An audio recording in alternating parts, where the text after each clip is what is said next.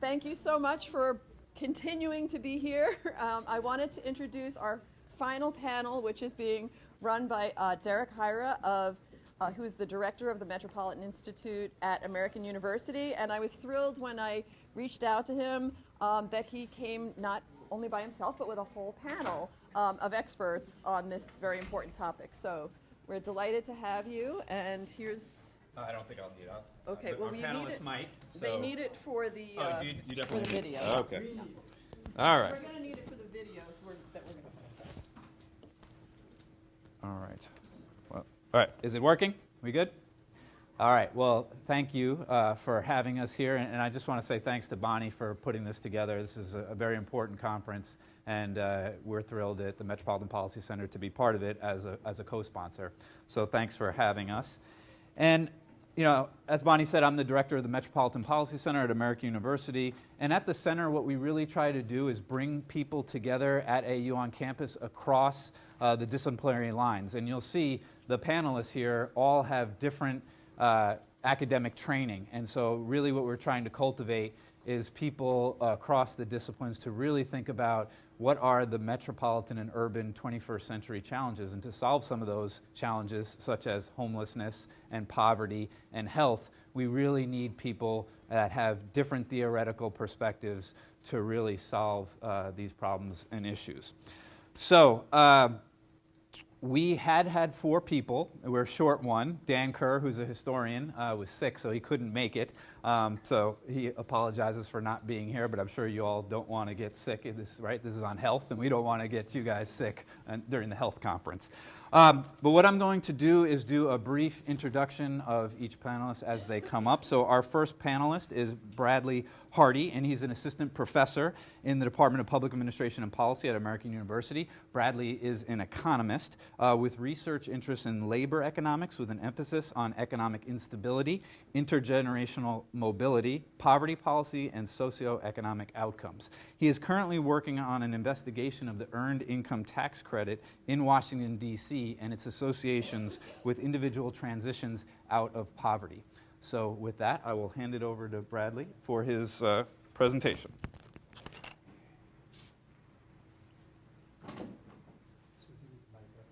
Yeah. Okay. Let me help him mic up. Yeah, right. Yeah, right. This is So we go. get it. You got it. There you go. Yeah, all I good. want to hold on to it. Yeah, yeah. Do it. We're set. Okay, so, happy to be at George Mason, and, my work is very much focused on poverty policy in general, labor market outcomes, and much of my work over the past few years has been focused on public policies in D.C. And I think that the D.C.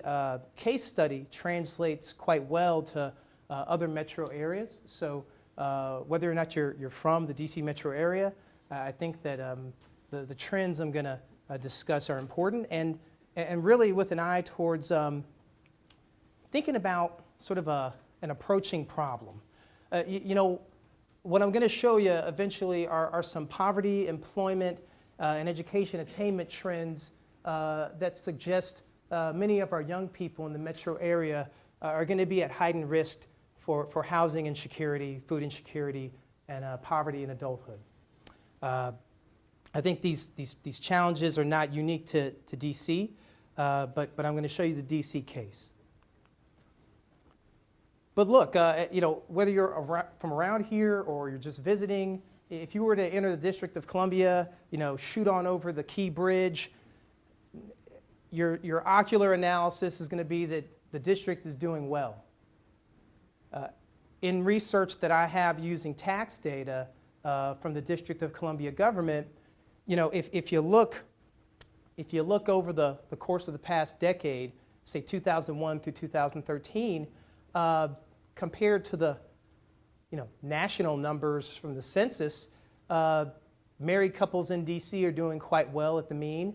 Filers in general pooled together are doing better than the national average.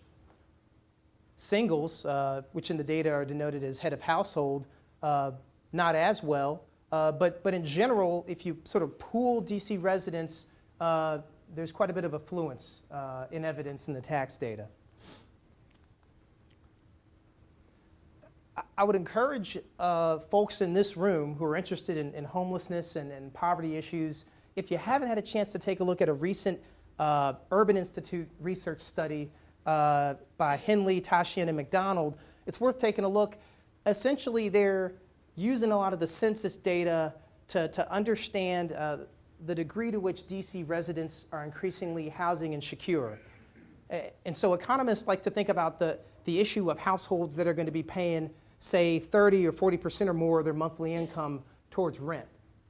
And so that doesn't leave much room for food, clothing, other expenses, transportation. And, several years back, median rents in this area were over $1,000, right? So what we're finding is that many residents are paying, much of their monthly income out in housing. And, among the issues here that, supply is not keeping pace with housing demand.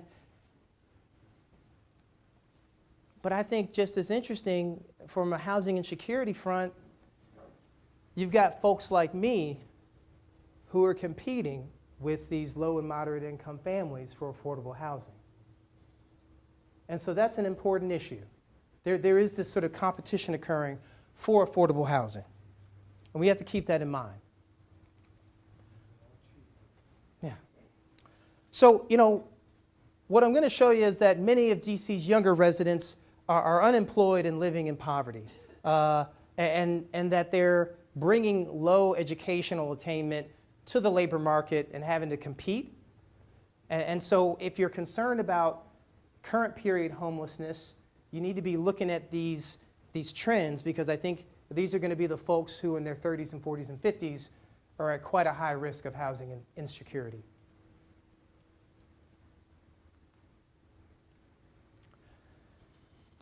So, you take a look at some of the superintendent's data, just sort of a snapshot recently, and this is looking at the cohort of students who entered the 9th grade in 2011 and 2012. And so, you say, okay, well, 65% are graduating in 4 years. You got some other folks who might take a little more time. But, over 20% are in this category called disengaged. And when you start to think about the baseline set of skills that are needed to even attain sort of minimum wage jobs nowadays, where you need to have some basic computational skills, you think about the signaling that this provides to local employers. Disengaged young folks who aren't finishing high school are going to really have a hard time becoming employed, and I'll show you what that looks like in the data. This work is really trying to tabulate data from the Census Current Population Survey. I benefited from the help of my doctoral research assistant, Rusha Samudra. So you gotta thank the people who help you out. She's not here, but Derek, you can tell her. Yeah, thank you, appreciate that. Okay, so first off, if we're looking at folks who are between 18 and 25 years old, again, this is looking at the District of Columbia, not talking about Maryland or Virginia. One of the things you can see is that, yes, DC's composition has changed. DC has become more affluent. You have higher educated families and individuals moving in. And in fact, educational attainment has gone up since the early 1990s. With that said, for the 18 to 25-year-old group, you're still talking about between 18 and 25, about 30% who have a high school degree or less. We can see what this looks like for the 26 to 35-year-olds. Again, rising educational attainment, and likewise for folks from 36 to 64 years old. Now, my point about the sorts of skills folks need, I think is sort of brought to bear in this figure. Anthony Carnevale and co-authors at Georgetown have some economic forecasts. What they're trying to do is think about the types of jobs that are going to be available, say, 5 years from now. and the sorts of skills that are going to be needed. And if you walk across our figures, the bottom line is that increasingly 2/3 of these jobs are going to require some set of skills beyond high school. Some set of skills beyond high school. Now, we could quibble on whether or not they're getting this right, but I think sort of a casual observation of the types of jobs we have nowadays, much more need for sort of high-level communication, computational skills. They're still manual jobs, but they're declining in number. So, again, we're going to be looking at the Census Bureau's current population survey data, and kind of a point that I like to make for DC is that folks tend to want to talk about DC as a federal city. We're recession-proof. And I think that might actually hold true for most of us in this room due to educational attainment, networks, and things like that. But what I'm going to show you is that, in fact, there is a business cycle pattern to unemployment, even here in DC, and it follows for poverty rates as well. In general, what you're going to see is that Black DC residents are faring worse on unemployment than white residents, and the younger residents are faring worse as well. And so you can see, for example, what economists thought of as quite good news on a national level, and I can show you those trends a bit later if you like. The economic boom of the mid to late 1990s had positive employment effects and positive anti-poverty effects across all groups. And the flip side of that coin is that the Great Recession did quite a bit of damage, and unevenly so for Black DC residents. So, this is sort of that Great Recession period you can see in evidence. By gender and race, you'll see that, again, it's Black men and women who have the highest poverty rates in the city. And then by age. And so this is kind of a sticking point for me in terms of trying to think hard about future DC residents who might be at higher risk of housing insecurity and homelessness. When you start to look at unemployment rates for the young, that are approaching 20% and well above the other groups, this is a point of concern. And this doesn't even count, I think this is important, these unemployment statistics don't account for folks who become discouraged and stop looking altogether. So when we talk about unemployment, we're talking about folks who aren't working, but they're actively seeking it. And we know that people become discouraged and then they stop looking. And so, as a measurement error issue, it doesn't mean that they don't necessarily want to work, but people do become discouraged. And so, this is really the main point of my talk. This is something that we need to be paying attention to. Again, if we're looking at poverty rates in the District of Columbia, you're going to see sort of a similar pattern.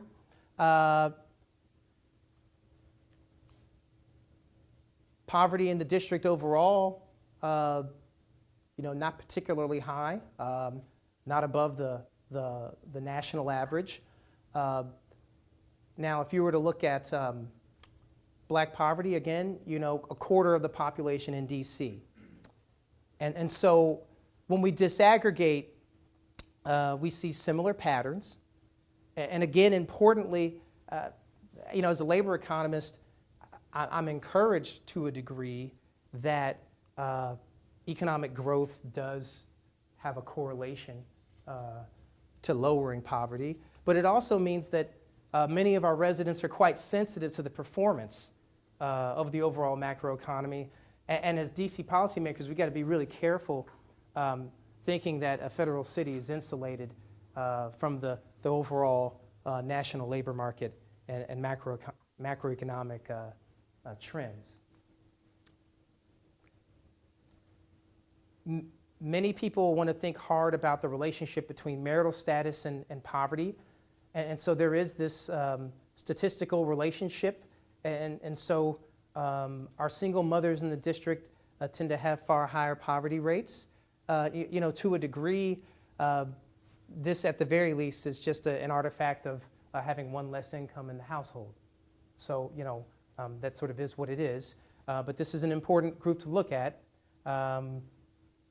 particularly to the degree that these groups have children. And again, and this is sort of the central point of my talk, poverty rates among the young are the highest of all. And so again, with an eye towards not just poverty policy, but housing and security policy, the ocular analysis, if you were to just walk around DC and look at some of the tent cities and things like that, I would conjecture that many of the homeless look to be maybe in their 30s, 40s, and beyond, right? And so I think that whether that's true or not, we have these point-in-time census estimates of poverty that are, of homelessness that we try to do on an annual basis. But when you see these sorts of numbers, it at least gets you thinking about the idea that, again, these folks might be at great risk in the future. I'm going to argue that, in fact, on anti-poverty policy and social policy, the District of Columbia is quite progressive. We really are, as a city, on the cutting edge when it comes to subsidizing low wages. We've got the largest refundable earned income tax credit in the nation. In some work I'm conducting with my graduate student, Rucha, an economist at DC government, we find that the credit lowers poverty anywhere from about 9 to 10%, depending on how it's measured. And so a lot of this is thought to be sort of inducing folks into the labor market and making work pay a bit more. The city also has ambitious early pre-K programs that operate on top of Head Start. They're universally available. The city also has a pretty aggressive summer jobs program founded by the late former Mayor Marion Barry. And so this is a very popular program. Economists have long talked about the crime lowering and labor market skill benefits of summer jobs. So the city's doing a lot right.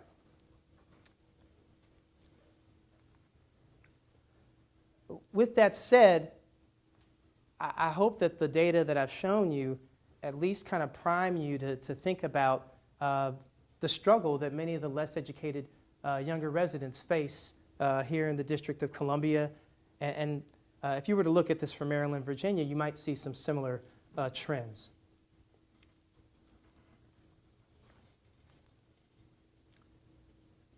I just close, and folks in this room think hard about health policy, poverty policy, homelessness. From my vantage point, some things we can think hard about are trying to make sure we're doing everything we can to provide training, say, for example, at the community college level, for the jobs where we know there's shortages. Shortages in the microeconomic context mean that those workers can make more money. And so we want to connect our city's residents to those job opportunities. My colleague, Derek Hamilton, along with Sandy Darity, they have a nice piece in the Review of Black Political Economy where they discuss the efficacy of having a jobs of last resort program. Many economists have been out front bemoaning the issue that many people are looking for jobs, but they just can't find one. And so their proposal is to provide basically minimum wage jobs of last resort for the jobless. Just to let you know that I didn't bump my head on the way here, I don't necessarily think that this is feasible anytime soon, but the point is that we know that there's folks out here looking for work. And so finally, I think another important policy from a labor market context is to do all we can to think about the transportation issues and the public policy issues that might come into play to connect our young people to economic opportunities, not just inside of the District of Columbia, but in this wider region. It's very difficult, but you do see many low and moderate income workers having to commute several hours at a time for work. But nonetheless, it does mean that there are some opportunities when you start thinking bigger, beyond the actual borders of the District of Columbia. So, I hope I've sort of, primed you to think about some of these trends and to keep in mind that some of DC's young residents are perhaps at a higher risk of homelessness. So I'm happy to take questions later. Yeah, thanks.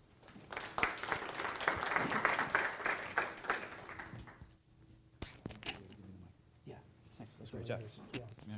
Exit out of this. Oh, we're good. All right. So we will transition from an economist to a geographer, but we will stay within the district. So Carolyn Gallagher is an associate professor in the School of International Services at American University. Like I said, she's a geographer, and her research falls into two distinct sort of areas: organized violence by non-state actors and urban politics. So we're going to stick with the urban politics side of her research. And she's going to be talking about some of the findings from her forthcoming book by Temple University Press, The Politics of Staying Put, Condo Conversion and Tenant Right to Buy in Washington, D.C. So with that, I'll turn it over to Carolyn. Thank you, and let me mic you up. And then what do I use for the? Bradley, did you steal the clicker? Oh, there we sorry, go. sorry. So thank you to the diehard people who have stayed to the end. I appreciate it. Derek is right. Most of my day job has dealt with talking and researching right-wing paramilitaries, narco-traffickers, people like that. And as you may imagine, I needed a break from that. And also, for me, this project was sort of like coming home to my discipline. It was a chance to really go back into geography and to do something that is sort of in the center of the discipline. And as Derek said, this is the cover of my forthcoming book. And this project that I'm going to be talking about today, it's much larger than what I'm going to present here, but there's other stuff in the book that I just don't have time to get to today. So I want to start with the context and to tell you, I know this panel is mostly, and this conference is mostly on homelessness. I'm not looking at homelessness per se. I'm looking at an attempt to keep people in place, and in particular, an attempt to keep people in place in Washington, D.C. And so I think it's important, and I know other people have sort of covered this for me, but it's important to think about why this is an important topic right now. And this is from a policy analysis by the D.C. Fiscal Policy Institute by Wes Rivers, Going, Gone, D.C.'s Vanishing Affordable Housing. I'll just briefly point to you a couple things on this graph.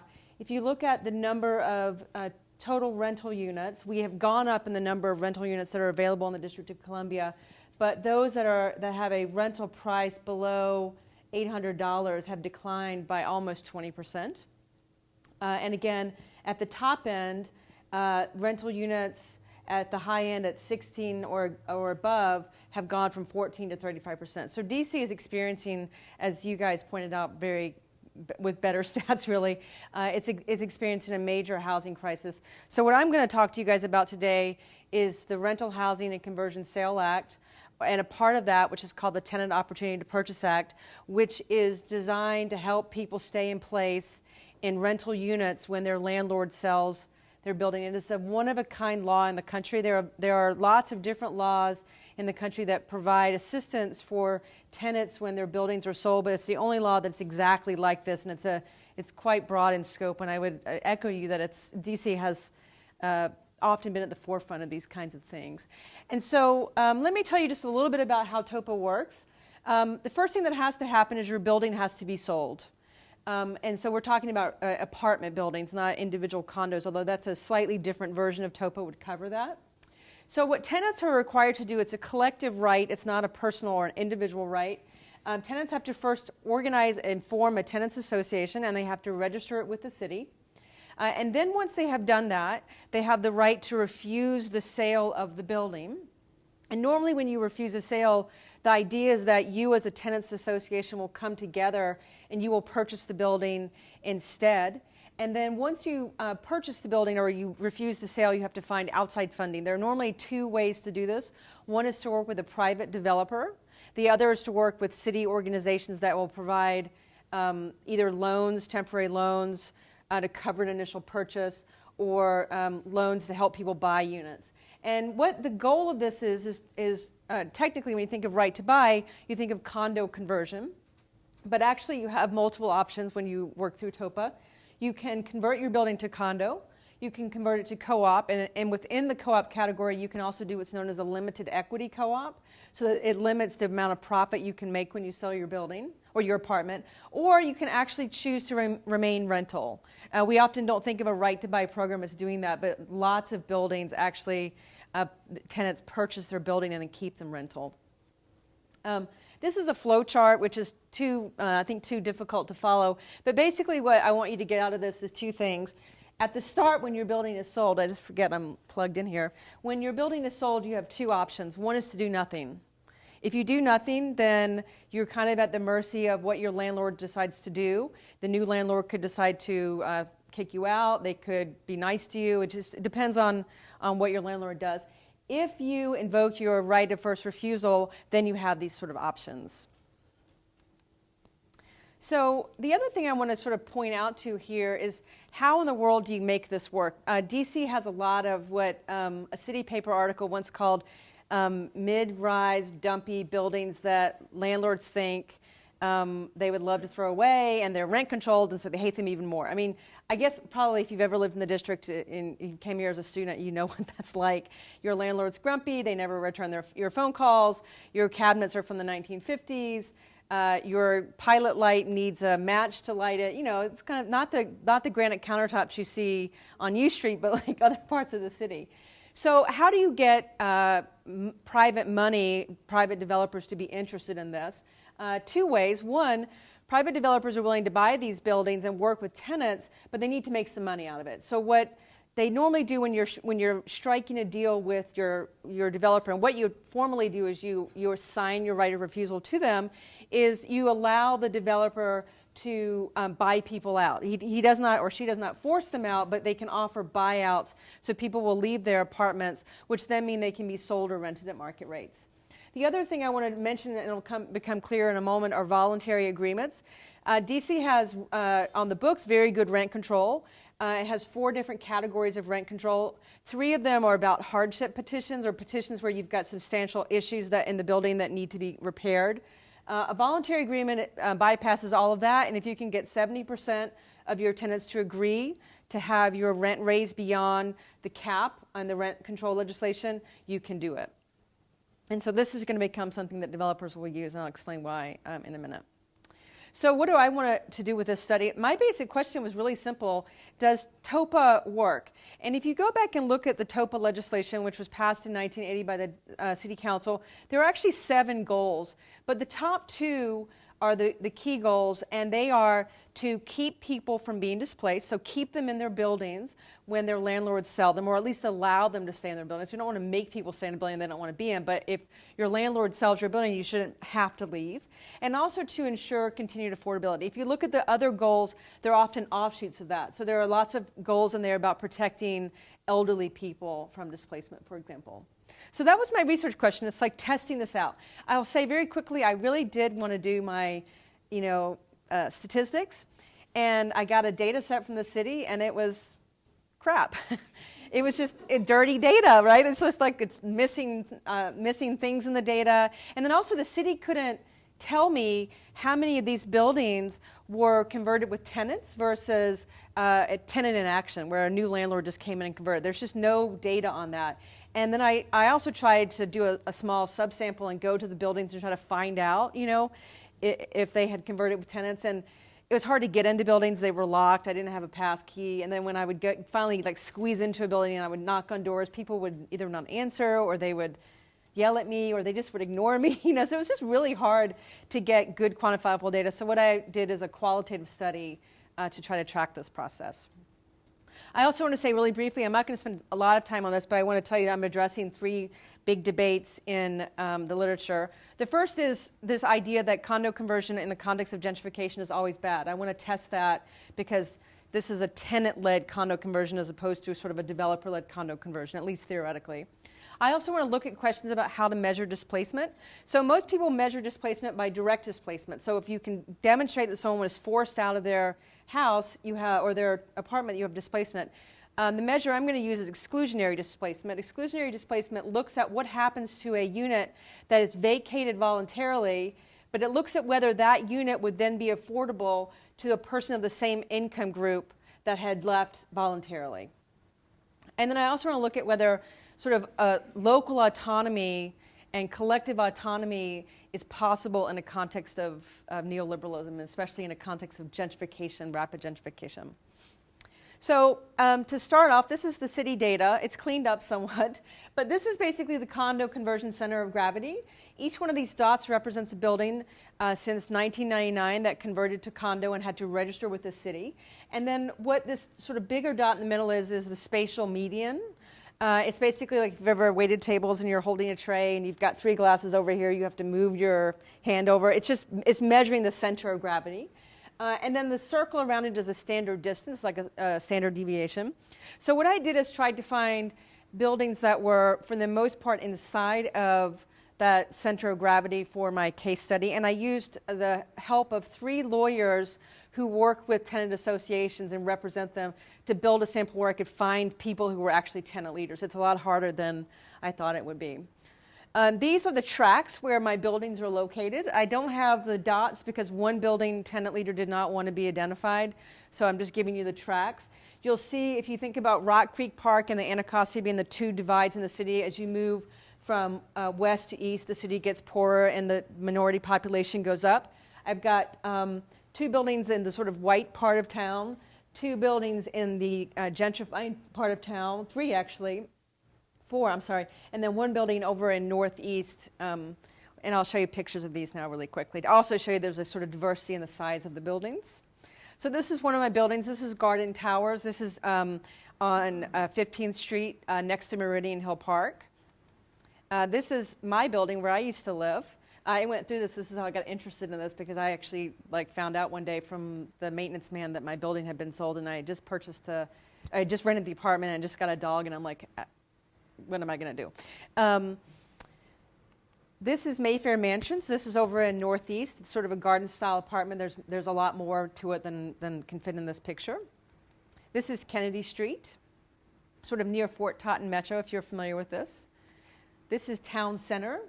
This is actually an IMPay building, but it's not listed on the historic register yet, or it wasn't when I was doing the work.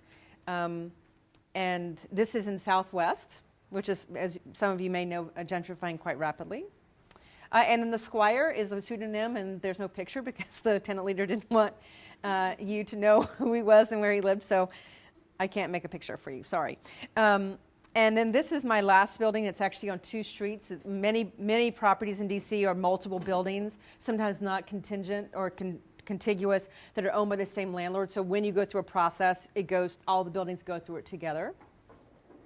Okay, so I want to talk about findings, and it's really hard to put some of this data on not sort of easy to read tables. So let me just tell you what I'm going to look at and what I was trying to find in the sort of short version of this.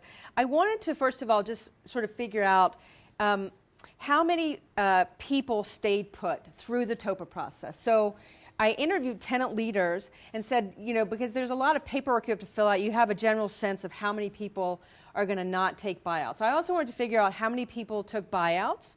And then I also wanted to try to guesstimate how many units did a landlord stop renting in the run-up to the sale. So I have an estimate of how many units, buyouts plus already vacant units, could be subject to price increases with either a condo conversion or staying rental.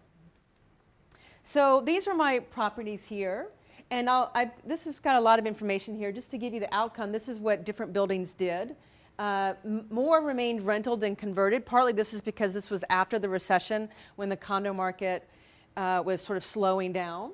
I had Garden Towers remained rental, Cathedral Court converted, Mayfair Mansions was a failed attempt at condo conversion, but it wasn't a complete disaster, and I can explain why in the questions that people want to know. The Kennedy Street was 2 buildings. They actually converted one to limited equity co-ops, the other to condo, with the idea that the condos would the sale of the condos would fund the low-income people in the co-op side. The Squire remained rental, Town Center converted to condo, and Harvard Summit remained rental. And what you see is a great variation in how many people stayed put. So on the low end, Town Center, IM Pay's building, only 12.8% of the people actually stayed put. I think there is no kind of obvious baseline for what we would consider an acceptable stay put rate, but I think we could probably all agree that 12.8 is a little too low for this to be considered useful for keeping people in place. Mayfair Mansions actually had 100% people stay put, but that was also the conversion that failed.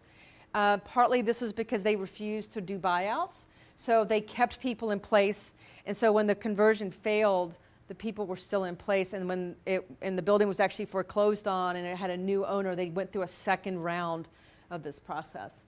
So if you average this out, it's in the 40%. So there are definitely people who are staying put, and that's important because that's the goal of the policy. Now, in terms of buyouts, who took buyouts and who didn't, the buyouts were quite significant in some of the properties. So in Garden Towers, and there's also different formulas for establishing buyouts. You can just do it, every apartment gets the same amount, or you can increase the amount if the apartment has 2 bedrooms. Other people did it based on how long someone had been in a building. I mean, there's no one sort of formula for doing it. But the buyout amounts range from the low end here at Harvard Summit to $1,000 to $10,000, which is not going to even really cover your moving cost in Washington, D.C. I mean, you can get your U-Haul for less than that, but paying your new security deposit and stuff, it's just going to go away before you even really have it. Plus, it's taxed. On the high end, you had Town Center, and they did several phases of this. You had people getting $65,000 to leave their apartments. And then the Squire was $45,000. Kennedy Street and Mayfair Mansions did not do buyouts, and their tenant leaders were very opposed to buyouts because they saw this legislation as trying to keep people in place. They didn't want people they didn't want to have them on the table because they were afraid that vulnerable people would take them, and it would be hard for them down the line to find new housing in the district. The Cathedral Court and Garden Towers were in the 10,000 and over sort of range. So this again, there's a lot of information here, but it's kind of hard to break all this down in multiple tables. But if you look at what I've got here, I've got the total number of units in each building. Then I've got the units taking buyouts. Then I've got the units that were vacated pre-sale. And I combine the buyouts and the vacated units pre-sale to come up with a number of units that are subject to price increases. And so what you see is that sometimes it's quite significant in some of these buildings, right? So, but it's also quite variable. It depends on if the building took buyouts and all the rest of it. But so what this means is in a city like DC, where affordability is vanishing very quickly, that this is going to be meaningful because what's going to happen to these units is they're going to go up to market rate. Now, this is where it's important to recognize how this happens. If you convert to condominium, it's obvious. A developer is not going to sell the condos that they own, that have been bought out, that they own at anything but market rate. But if your building stays rental, technically DC's rent control should protect you. However, what developers do when they sign these deals with tenant associations is they say, in order for us to help you finance the purchase of the building, you have to agree to sign a voluntary agreement. We won't work with you if you don't sign a voluntary agreement. So what that means is that whenever people leave the units that they stay put in, when they leave 5 years, 2 years down the road, or any unit that is vacated through buyout, it will automatically go up to market rate. And I have another table, which I'm not going to show you because it'll just overload you, but it's a table of a voluntary unit that the Harvard Summit did, and it lists all of the old rents in all of the voluntary agreement rents, and it's astronomical looking at the increases of these rents. So the bought out units are going to become subject to voluntary agreements, which means they're going to go up immediately to market rate. This is also a look, this is a more targeted look at the buildings that converted to condo. And again, when you're inside the building and you're a tenant and you purchase your condo, you normally do it below market. That's part of the negotiation. You negotiate that you're going to buy your unit at an affordable rate, and then the developer can make the money on the bought out units. So if you look at, and what I did is I went to these 3 buildings. I looked on Frankly MLS, and I looked at apartments that were for sale in these buildings. And I did this on a snapshot day. But I did fact check it again a week or 2 later, and then another couple months later, just to make sure I was on the same page with the prices. And then I estimated a monthly housing cost for a 1-bedroom apartment. And then I estimated the annual income threshold you would need to sustainably cover the rent or the mortgage. And I said that a sustainable level should not be more than 30%, because that's the sort of agreed upon level. And what you find is that, and this is just in condos, that none of these condos that are turned to condo through the process of TOPA are going to be affordable.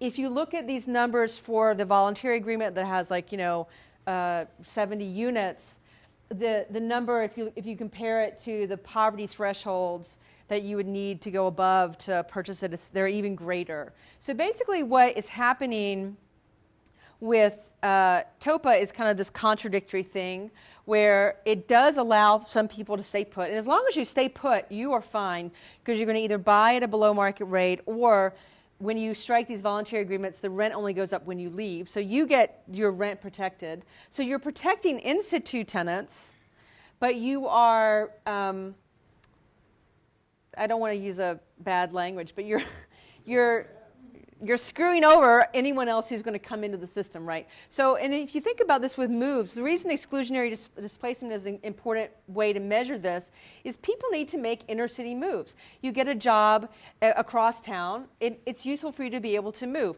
Or you're 25, you have a baby, you want to start a new household. It's really difficult to do that when all of these units are sort of going offline. So just really quickly to conclude, since I think I have like a half a minute maybe, theoretically, condo conversion is complicated. I don't think it's always bad, but it has some issues. And also, interestingly, condo conversion, a mechanism for condo conversion can allow people to actually remain rental. I think also how you measure displacement matters. If we just use a direct displacement measure, TOPA would be an unmitigated success, because no one is forced out. People leave because you paid them to leave, but they accept to leave. They want to take that money. But it's less so if we use an exclusionary displacement measure, because what you basically have, or you're taking a significant number of units in every property offline for affordability. And again, these buildings are the dumpy mid-century moderns of the city, which means they're rent controlled, which means they're more affordable before. Autonomy is also possible in a very narrow way. I will say that every tenant leader I spoke to, they only decided to go condo if every single person that wanted to stay put could stay put and afford to buy a condo. So they really took, there was this real sense that we're all in this together. So we have a mixed bag. I think TOPA, just to sum up, TOPA allows people to stay in put, but it does not ensure affordability. So thank you very much.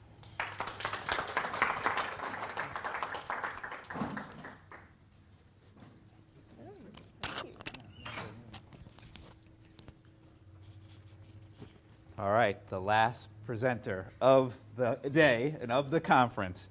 Taryn Morrissey is an assistant professor in the Department of Public Administration and Policy at American University. She is a developmental psychologist, and her work centers on improving public policies for vulnerable children. Her ongoing research examines the social determinants of food insecurity and the impacts of neighborhood poverty and family instability on child development. So she's actually going to present findings on both topics in her presentation today. So I will turn it over to Taryn. And you got to get a mic up. Right. Thank you. All right.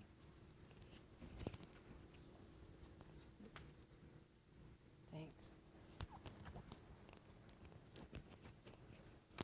thank you for staying to the very bitter end. I also, like Carolyn, won't be talking about homelessness per se, but I'll be talking, hopefully ending at a slightly up note, talking about a potential intervention that has been found to have some positive effects on changing individuals, particularly children's trajectories in life, with some caveats. And so I'll talk about the research on early education. It's become quite a hot topic lately in policy. It's actually talked about in political campaigns. Bill de Blasio ran on it, among other things. But it's 15 years ago, early education really wasn't as much in the public sphere as it is lately. And it coincides with childcare too. Most families are working. So as Derek mentioned, my work focuses on studying the effects of public policy on children's development. I was, my research, but also I've worked in the policy sphere. So I was on leave from AU working at the Department of Health and Human Services on the Early Learning Initiative. And so today I'll talk about not a specific study, but about the research in general. So now this is probably not a surprise to many of you. You might have heard of the 30 million word gap. The achievement gap begins really early. By the time kids get to they walk into kindergarten, children from low-income families are already much more behind. And so this is by, this figure shows parents' education and vocabulary at 16 months, 24 months, and 36 months. And you can see there's a huge gap really between college-educated parents, or kids with college-educated parents, and everybody else. Working class parents as well as parents who are receiving public assistance. This figure shows math and reading scores and general knowledge scores, so what are considered to be school readiness. So when children walk into the door of kindergarten, the first year that we provide socialized public education, kids are really behind. And there's a couple takeaways from this. First, you can see there's kind of a linear association between family income and scores. The second thing is that only kids from the top 20% of income are scoring what we're considering optimal development, right? So we're leaving everybody else behind. This gap is really expensive and very, very, very difficult to narrow as you go through K through 12 education. And research has shown that it widens through K through 12, the K through 12 years, but it's really at the origins at kindergarten are where it's the most, I'm not saying the biggest, but it doesn't widen that much over K through 12. It's really entrenched at kindergarten. So the good news, I think, for education is that the racial achievement gap has decreased over time. So this starts, you can see the black line is the race gap between black and white children in scores. These are NAEP scores that in the 50s was quite high, and there's still a large gap, about 0.69 standard deviations in 2000, but it's narrowed. That's not the case with income achievement gap. It's grown historically. Now, the good news is that research in general shows that attending high-quality early care and education can improve children's school readiness, so as they enter kindergarten, and narrow the achievement gap. And this figure is from Greg Duncan and colleagues. He's an economist at the University of California at Irvine, and has done meta-analyses of many, many evaluations, what he terms rigorous evaluations, like random controlled trials and other kinds of things, and what kinds of effects that they find. So you can see up at let's see if this, the top left is peri-preschool. That's kind of the most touted one in policy circles. Really large positive effects. It occurred in the 1960s. We don't really expect to have really huge positive effects nowadays because most kids attend some sort of childcare or early education before entering school. This was the counterfactual, the comparison group was really not attending anything. So the gap was much bigger between the treatment and the control, essentially. I think it's a good thing that most kids are attending something nowadays. Over here we see Head Start. Head Start did have Small but positive effects. So this is at the end of treatment, at the end of the year of early education. But they're much smaller, right? The red is Boston's pre-K program. Boston implemented a public pre-K program about maybe 5-6 years ago. Has had really strong, lasting successes. It's a very high quality, very expensive program, but it's really shown to be quite good. You'll see there are some that have negative or no effects, though. So, this is not universal. Equality matters. And this is a figure that shows effect sizes. And some are quite high. The Abecedarian project, very expensive, very intensive, full-time, multi-year, half a standard deviation scores in cognitive development, achievement, IQ effects. Early Head Start, we spend about $12,000 per year in Early Head Start. You get what you pay for. $12,000 a year is not nothing, but it's certainly not about $46,000 a year, which is what Abecedarian would be. You might have heard about fade-out or catch-up effects. This is particularly true with Head Start. They say, well, in first grade, second grade, all the effects are gone, so why invest in early education? I like to think of this as, we pin so much on the year before preschool and expect those effects to have lasting effects. We don't do that for like second grade, right? And say, well, we shouldn't have kids enroll in second grade because it's not having lasting effects. I mean, it's kind of a false question because where kids go after they leave preschool is really important, and poor kids tend to go to poor quality K through 12 schools. So that's one explanation for this kind of fade out. The other is catch up, that teachers are teaching to the kids who have not had the benefit of preschool and early education, and so they're narrowing that gap, but in essence kind of targeting the lower achieving students, and thus the gap between those who attended preschool and the kids who didn't gets smaller. That's not necessarily a bad thing, but that's what these effects kind of capture, is that gap. Overall, this is a meta-analysis. We see positive effects, but they decrease over time. They decrease over time for the medium-term effects, though. But one of the puzzles is that we see strong long-term effects. So in the medium term, in terms of achievement scores, IQ, the effects fade out. But then when these kids are adults, in these long-term studies that we have that were done in the 60s and 70s, we see really strong positive effects and then return on investment. So this is the Abecedarian project. For every dollar is invested, it's estimated that you get about $4 back. Perry Preschool was big bucks, although there's, as I said, there's some, you can't necessarily expect that of today's early education programs. And these savings come about through kids who attended preschool, high quality preschool, are less likely to be involved in the criminal justice system. They're less likely to receive public assistance. They have increased income taxes. They're less likely to be retained in school and in grade. They're less likely to be assigned to special education.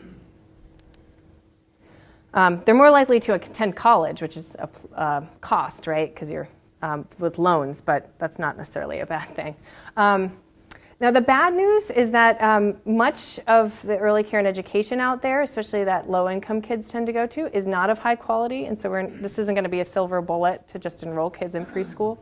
To the left, this is a figure. It's from The Economist, but it's from the National Center for Early Development and Learning, that shows what proportion of time kids are spending on different activities in the preschool classroom and then different subjects. So 21% of a kid's time, it was spent in routine, so cleaning, waiting in line. These could, a great teacher could make these educational. They're probably not. 32% is free play, 14% meals. 44% of time is not spent on any subjects. And there's also research showing that this is somewhat true in kindergarten and other K through 12 K through 12 classrooms too, but especially in kindergarten. And then on the right, there's the distribution of the Eckers scores, which is a quality measure. Really, 5 or above is considered acceptable. 6 or above is considered good quality, so you can see that we're not doing that great. This is an old study. We don't really have updated studies, but my guess is it hasn't changed very much. And one of the reasons for that is because it's really, really expensive. As I mentioned, abecedarian is extremely expensive. It was indexed to 2014 dollars, about $50,000 per kid. Now this is over 2 years, but still. Preschool, $19,700, and Head Start we spend about $12,000 per year. So we're not comparing apples to apples when we say Head Start isn't doing its job. And then the figure shows the weekly cost of childcare for families with employed mothers. $143 is on the low end. This includes people who aren't paying out of pocket, right? They have grandma and other things. I have a 16-month-old. I can tell you it's a lot more than $143. The District of Columbia is the most expensive. I have no idea how families do it. So we do have federal programs and increasing state role. But they only serve a fraction of working families that are considered low income, so under 200% of the poverty line. We have 2.1 million infants and toddlers that are in families with this income level. Now these categories are not mutually exclusive. So there could be some doubling, or kids could be attending early Head Start and receiving child care subsidies. So you can't just necessarily add them, but there's a big gap. There's still also unmet need with 3 and 4-year-olds. We're getting much, much better in serving 3 and 4-year-olds and having public programs. As Bradley said, the District of Columbia is really great in that respect. There's universal pre-K for 4-year-olds, and then in Title I schools, there's 3-year-old pre-K. And that's using Head Start dollars, but also city dollars. So a Head Start program is not separate from a pre-K program. That's really important because it's stigmatizing and hard to enroll, et cetera. So I live in the district. My son will be eligible for pre-K, and he'll get the same services as a Head Start kid. And won't be labeled as such. So this doesn't include state pre-K. We have Boston, we have New York, we have Seattle just passed an initiative. We have Oklahoma and Georgia have universal pre-K, and they have since the 90s. Not necessarily the usual suspects, but a lot of states are getting on board with that. This is a good way to intervene, and in general, the public seems to like it. It's palatable. We're not doing super great in terms of targeting these preschools. It seems like public preschool has, in some cases, crowded out private preschool. But in general, overall, attendance rates are increasing. But we really have to make sure to get to those low-income kids, too. And this figure just shows that at every age, from birth to age 4, low-income kids are enrolled in early care and education programs, especially center-based ones that are typically of higher quality at much lower rates. So we still have more than half of low-income kids at age 4 are attending something, but we got 80% of higher-income kids. So there's a substantial gap, and there's an opportunity there. So there's definitely questions for future research about fade-out. How can we better measure these medium-term effects rather than just achievement or IQ. I think another important question is early care and education more or less effective in high poverty communities? The supply there and the quality there is particularly low. So those places of concentrated poverty really could use some more targeting. I mean, Head Start is really great at trying to get at the homeless population, but it's still, as everybody in this room knows, a really tough population to reach. And then what are the implications of recent expansion in public programs, and who are they reaching? So that's it, but thank you so much. I think we have about 10 minutes for questions, but before people ask questions, I want to ask the panelists a question, so maybe you can think about your questions while they answer this. Now, this panel was more about preventing homelessness, right? Like, what are the things that we can do for vulnerable populations, whether it's early childhood education, whether it's maybe employment subsidies and making sure people aren't unemployed, or is it maybe providing more affordable housing to prevent people from going homeless. And so if Muriel Bowser was to ask you guys to consult and help DC with its vulnerable population, where do you think the intervention should be? Should it be in housing, employment subsidies, or early or later on education? Or should she just concentrate on the homeless population that's there now, right? There's a lot of focus on that. And in DC, yes, we may be innovative, but there's an awful lot of poverty and deprivation. And there are not enough resources to go around on all of these topics. So I would ask the panelists, but maybe open it up to the general participants here, where would you recommend DC focuses to help with these vulnerable populations? Taryn, go ahead. I'll go first. It's more of a plug for early intervention or early childhood because I think as Bradley put up those figures for poverty among single parents, single mothers in particular, childcare is a 2-generation intervention, right? You get high quality childcare, you're providing kids with good experiences, and then you're also allowing their parents to work. And the district is the highest in the nation for childcare, and age 3 is too late. I mean, age 4 is too late. Kids already have this extreme gap, like in vocabulary, and many kids don't even know how to hold a book. What to do with a book. You know, my 16-month-old does, and so there are many kids who don't have those opportunities. So I think high-quality childcare for infants and toddlers at odd hours of the day, overnight care for people working odd-hour jobs, I think is really important. And I think, Taryn, you're saying that early intervention will help the kids, but it also helps the mother's work, right? So with your intervention, you're hitting your topic and Bradley's topic at the same time. All right, so others. All right, let's get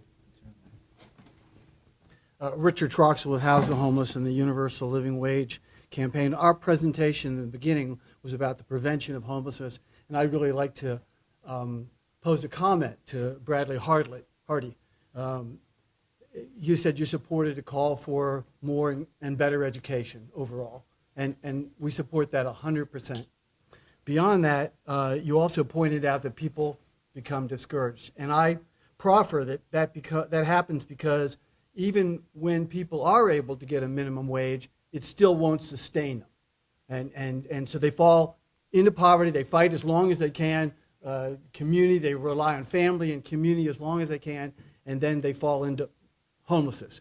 So our perspective is about DC, and it's about the national perspective of that, of fixing the federal minimum wage. You talked about the federal minimum wage of a last resort. And what we're saying is that we need to realize that even the earned income credit is a subsidy. It's a subsidy by the taxpayer. But if the employer was brought into the picture to the level that they used to be, okay, before we had this problem of homelessness in the 80s, and they paid something that was related more to where the wage related to the rent, the housing, okay, then, and we can do that mechanically. We can go back, we can turn the clock back so that if you put in your 40 units of work, then you're able to afford basic food, clothing, and shelter. And the interesting thing about the universal living wage, which is what we're promoting, is that it's indexed to the local cost of housing, so that no matter what the rate of housing goes to, your wage goes up to that level. That's just basic common sense. It allows you to afford the basics along the way. So if they're going to raise the rent, you at the lowest level, as the lowest level worker, are at least going to be okay and can prevent and end homelessness. So that's the critical thing. And what I would ask you to do is to consider in your studies, because I know you're still looking at this issue of earned income tax credit. That's just another subsidy. It falls short of making a living wage. It's pointing us in the direction we need to make sure that the person has everything they have in order to be whole, right? So what we're suggesting is a universal living wage, one where as soon as I get in there, I'm earning a wage that allows me to have at least the basics, which is a roof over my head and the other necessities of life. Thank you. Bradley, do you want to respond, or do you want to? Yeah, he's like, give me that mic, man. Give me that.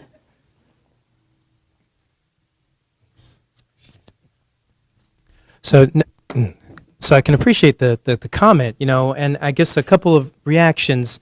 I think that a couple of years ago, there were many prominent economists who signed on to agreeing to a hike to the federal minimum wage. It hasn't been adjusted even for inflation in many, many years. And what you found is that a lot of states and cities are doing their own thing. My personal take on this is that the EITC is certainly better than not having the EITC. I'm actually quite concerned about the notion that this is the largest cash program for the poor now. So if you don't have a job, you can't even benefit from this credit in the first place.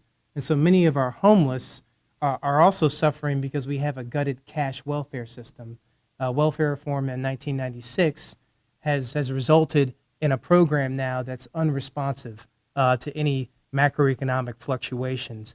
I think that that's one place we could currently operate. I mean, that's something on the books, that's policy that can be manipulated. I think that on the issue of thinking about minimum wages, I think that for DC, as sort of a technical issue, we worry about coordinating between jurisdictions. I'm personally supportive of people being able to live off of what they earn. We do worry about employers who think about this very dispassionately, to be blunt. And they don't think about it the way I might think about it. They think about it as a factor input. They think about it as maybe a more expensive computer. And so just to say, we want to make sure that if we do this in the area, that we coordinate with our friends in Prince George's County and in Arlington to do it, to make sure that firms can't necessarily flee the higher wage floor. And so this is actually something I'm working on a bit with economists inside DC government. So, for me, I think it's also thinking about the current battery of programs that are frankly under attack. Food stamps. There's people who don't necessarily even like the wage subsidy we currently have. So I am sympathetic to the notion that we really do have to do more. One of the things I didn't have a chance to expand upon is that many of our young people are trying. And so when I talk about trying to build networks, in some instances, it's trying to help some of these young men overcome some labor market discrimination. It doesn't get talked about much, but there's credible studies in economics showing that that's still a problem. So, a whole host of issues, and I'd love to actually talk with you offline. Yeah.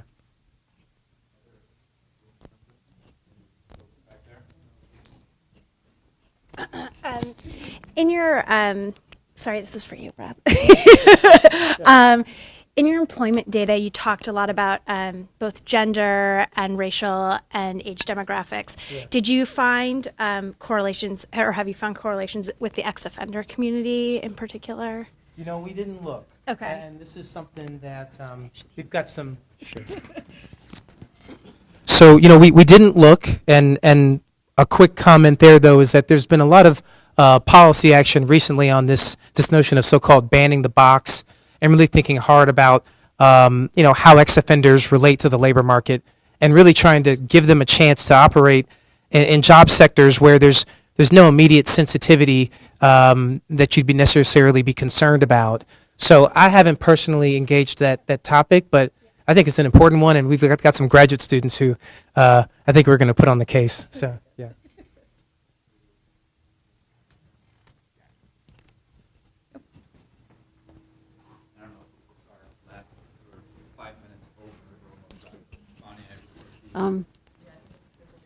Okay. Well, so thank you, everybody, all the panelists. It's Marion Moser-Jones, University of Maryland, School of Public Health. And I would say if we ask the question, what do we do about homelessness? It's sort of like asking, what do we do about cancer? And just like with cancer, it's a number of diseases with a number of different causes, and you have to address it through smoking prevention, environmental regulation, early screening, yada, yada, yada. With homelessness, it's a number of different phenomena with the same end symptom.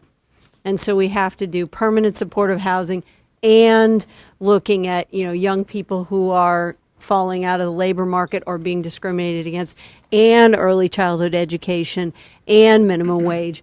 And I don't know if Muriel Bowser would like that idea, but I think, we have to do that. My opinion is all of the above strategy. But I think it was a great panel today. Thanks. Can I just react to that one thing? Is that I totally agree with you on that, but the problem is when it's all of the above, basically all of the above get watered down. And I think about thinking about the Housing Trust Fund that's in D.C., and Muriel Bowser is going around saying, I'm willing to commit $100 million to that every year. $100 million for affordable housing in D.C. won't even save one of the buildings that Carolyn talked about in the condo conversion. So we're talking $100 million. Maybe we preserve 150, 200 units for the entire city. So we have to think about certain interventions that we're going to put enough resources in to really make a dent. Because if we just spread it out and try to do what you said, hit every single root cause, I don't think we're going to have enough money to make an impact on any of those things. And I worry about that. So I think we need to have sufficient funds into, and I'm not saying I know which one that is, whether it's housing, employment, or early education, but we probably need to make a commitment to one thing that we're willing to fully fund to really try to make a difference. Otherwise, we just spread the resources around and it gets watered down, and then it has zero impact. But I don't know if people agree with that, but go ahead. I would say on the heels of that, what you need to do is become politically active and vote in those individuals that are going to have your best interest in terms of actually solving this problem. Because you're right, if you just throw money across the spectrum, you're not going to help any of these solutions. But if you vote in someone who has access to the biggest coffers, then you can make some decisions politically that'll really impact, I think, solutions in a more effective way. Great. So. Thank you. Thank you, everybody.